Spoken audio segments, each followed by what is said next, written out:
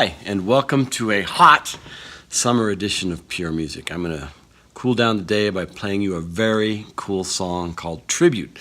In fact, it's one of my all-time favorites just because I think it represents what pure music is at its very core, because for millennia before we had studios and producers and all the things that make up the modern music industry, music was primarily intended to remember something, whether it was a genealogy or an experience or a good experience, bad experience, a move, a harvest, a hunt, whatever.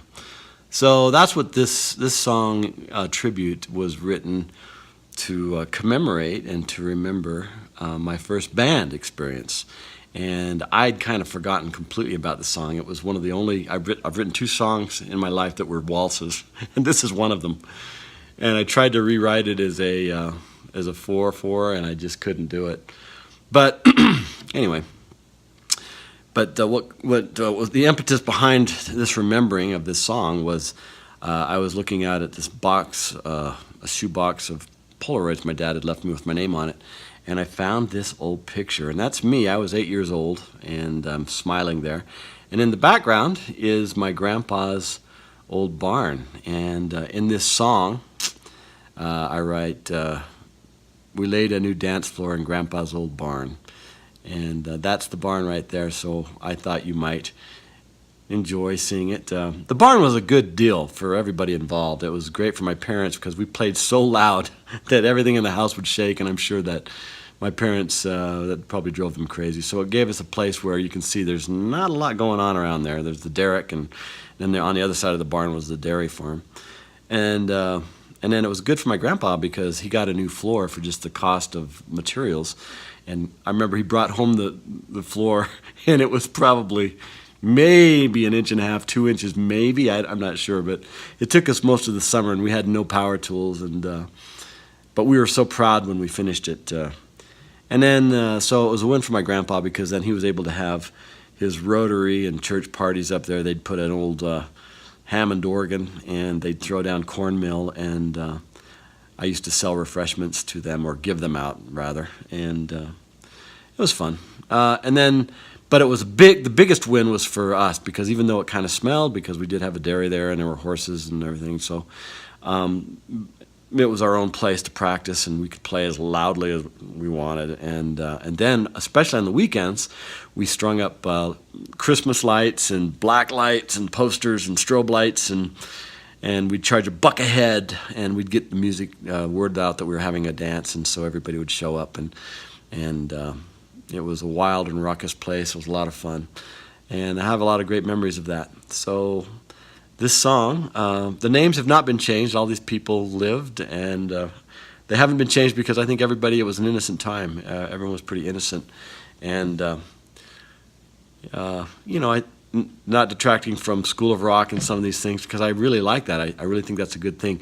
But School of Rock is, we were just we were first loud, and then we'd get wild in our solos. I mean, we would get really wild. Oh, I should also tell you that I was quite a bit younger than everybody else in the band, as you can see here.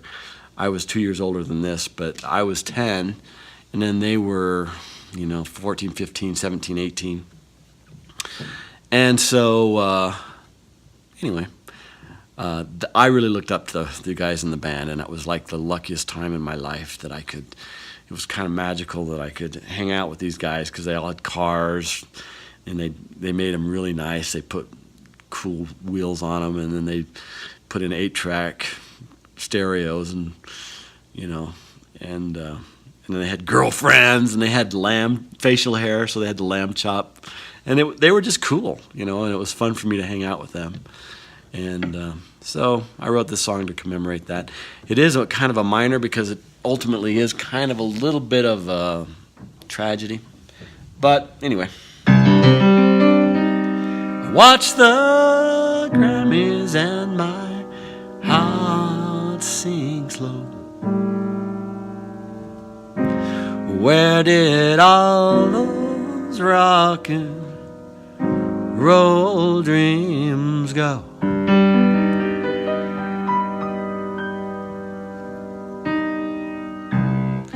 Played my first gig when I was 10 years old. $100, it was a pot of pure gold. We spent the cash and we picked up the pace. Kevin on drums, Alex on guitar, my brother on bass. Then by 11 we practiced most every day. Then Alex's girl was in a family way. He left the group for a wedding band. We said farewell to a married man. So Alex left, then Chris stepped in. That summer we laid a dance floor in Grandpa's old barn. $1 to hear the music that the old folks called noise. We rocked that barn's rafters 'cause we were rock and roll boys. Then Chris left and Hal stepped in, a God-given talent. He was Native American. And when we played so loud. Kevin, Hal, and I could always please a crowd. We rocked those weekends wild and loud. On the horizon approached a dark disco cloud.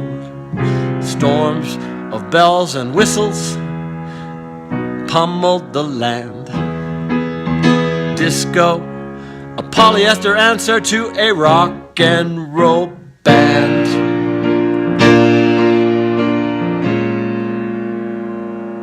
In Kevin's hands, crushed at the factory. His life's greatest pleasure is now his story.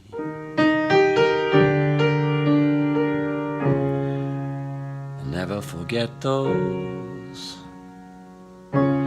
tears in his eyes. The band broke up, we said our goodbyes.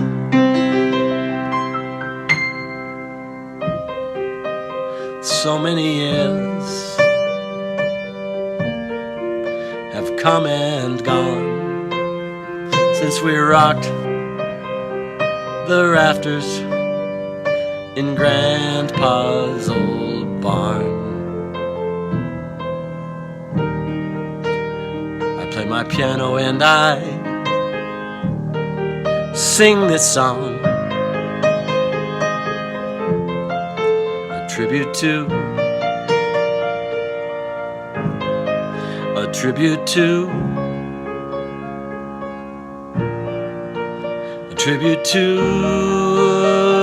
those dreams, those lovely dreams, a tribute to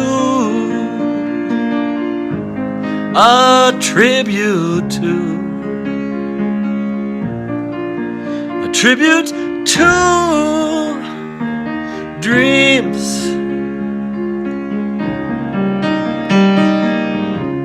Oh, those lovely dreams. There it is, tribute. I hope that you enjoyed it, and I hope that you use music to remember some of the great things in your life. Have a wonderful day. Bye.